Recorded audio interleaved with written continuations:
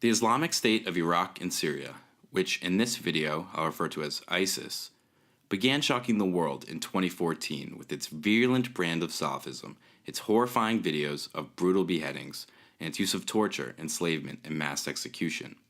Also shocking was the speed, through 2014 and into 2015, with which ISIS was able to seize and hold major areas of Iraq and Syria and declare itself the Islamic Caliphate. By the end of 2015, however, ISIS's fortunes were waning. It was no longer gaining significant territory, and by late 2016, ISIS had lost roughly 25% of the territory it had once seized. As of early 2017, ISIS's last strongholds in Iraq and Syria, the cities of Mosul and Raqqa, are under siege by local Iraqi, Syrian, and international forces. Since September 2016, the Strategic Multilayer Assessment Team, or SMA for short, has provided reachback support to USCENTCOM by pulsing the SMA team's vetted global network of academics, think tank scholars, former ambassadors, and other experienced practitioners expert in the Middle East and surrounding region. This video will combine and highlight key insights from a number of SMA reachback reports, which include input from US and international experts, to address two central questions. Will military defeat of ISIS in Syria and Iraq eliminate the threat it poses? And if not, what will that mean? Question 1. Will physical defeat of ISIS fully eliminate the threat? The unequivocal response from over 60 SMA experts consulted is simply no. Essentially, physically defeating ISIS the organization does not necessarily defeat its ideology. While there is a chance that defeat of the caliphate, or ISIS losing control of all of its territory, will eliminate the organization, its violent extremist ideology and teachings, as well as the example to would-be extremists of successful organizational practices, business-like leadership structure, innovations in communicating its messages locally and abroad, and how it went about rapidly mobilizing fighters from around the globe and organizing them to produce military successes, will all remain. Furthermore, there are many lessons that existing groups, like Al-Qaeda and affiliates, and future violent jihadists, can learn from ISIS's failures. Ultimately, even if ISIS the organization appears to physically disappear, ISIS's ideas and practices, what worked and what didn't, will remain. Not only will defeat of ISIS the organization not necessarily defeat the ideology, it is also not likely to significantly reduce warfare in Syria, Iraq, and throughout the region. ISIS benefited from the chaos wrought by civil conflict in Syria and Iraq. However, the original sources of grievance in each case, things like dysfunctional governance, a lack of economic opportunities, years of violent government repression, and political disenfranchisement of Sunnis and other minorities by non-Sunni governors, were in both states at the core of the original violent opposition. On its own, physical defeat of ISIS does not address these grievances. Support for ISIS in Syria and Iraq is largely driven by social, economic, and political grievances, not simply religion or ideology. In fact, if nothing changes in the lives of Sunni Arabs in Iraq and the opposition forces in Syria, if their sense of security and economic opportunities do not improve, and if the governments that replace ISIS in Mosul, Raqqa, and towns in between are not as good as or better than the governance ISIS provided, then we should expect both violence in the region to continue and a re-emergence of ISIS's brand of violent extremism and many of its most successful tactics. So far, the political reforms and national reconciliation efforts required to mitigate one of ISIS's main sources of strength in Iraq, namely the environment of brutality and sectarian mistrust, have lagged well behind military progress. While there have been many announced, publicized, and planned reconciliation initiatives, some of which have held promise of post-caliphate political reforms, none have yet produced signs of meaningful change or evidence to challenge the belief of many Iraqis that the government plans to revert to a Shia-first, status quo antebellum following ISIS's defeat. As long as the structural conditions that precipitated ISIS's emergence remain unchanged, the SMA team's network of experts foresees a future in which the battle against ISIS fighters may have been won, but the war against political and sectarian violence, extremism, and regional instability would have been lost. Question 2. How will ISIS's ideas be transmitted following military defeat in Iraq and Syria?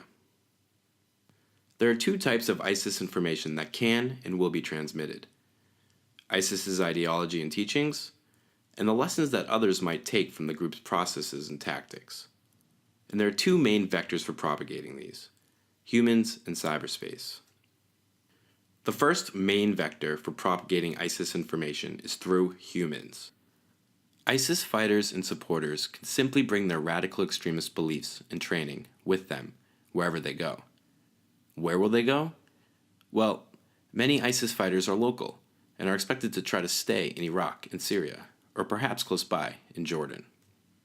The SMA experts believe that the majority of these fighters are not ideologically or religiously motivated, but came to ISIS for jobs, security, or political grievance. Nevertheless, if conditions remain the same in Iraq and Syria, they could easily reform insurgent or sleeper cells to continue the fight, albeit after a period of reorganization and regrowth. We should not forget that the group that is now called ISIS has already reinvented itself twice before. First by joining with Al-Qaeda in 2004, becoming franchisee Al-Qaeda in Iraq, also known as AQI. AQI was all but defeated in Iraq in 2010, but the group re-emerged in Syria, then became the Islamic State of Iraq and Syria, and then declared itself the Caliphate.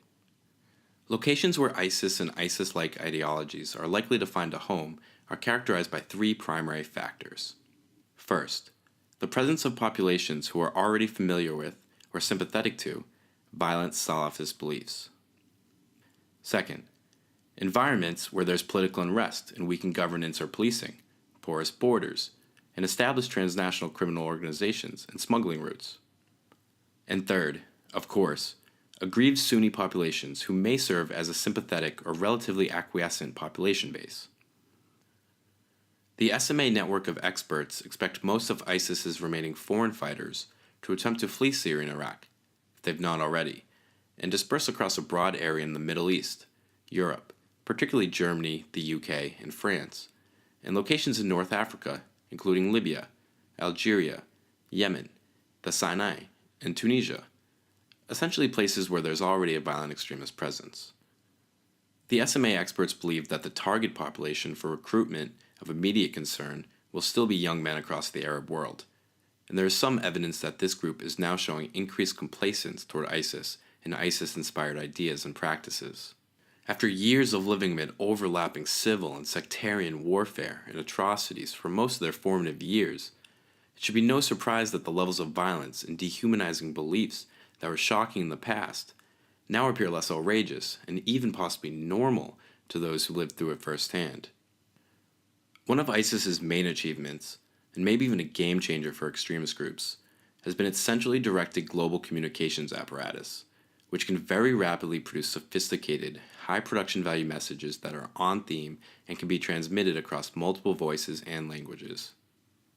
We should expect the people with these skills to migrate along with the fighters who remain loyal to ISIS or join other extremist groups, perhaps returning to Al-Qaeda or affiliates to amp up their messaging campaigns. The second, and more insidious conduit of ISIS's extremist ideology and tactics is through cyberspace.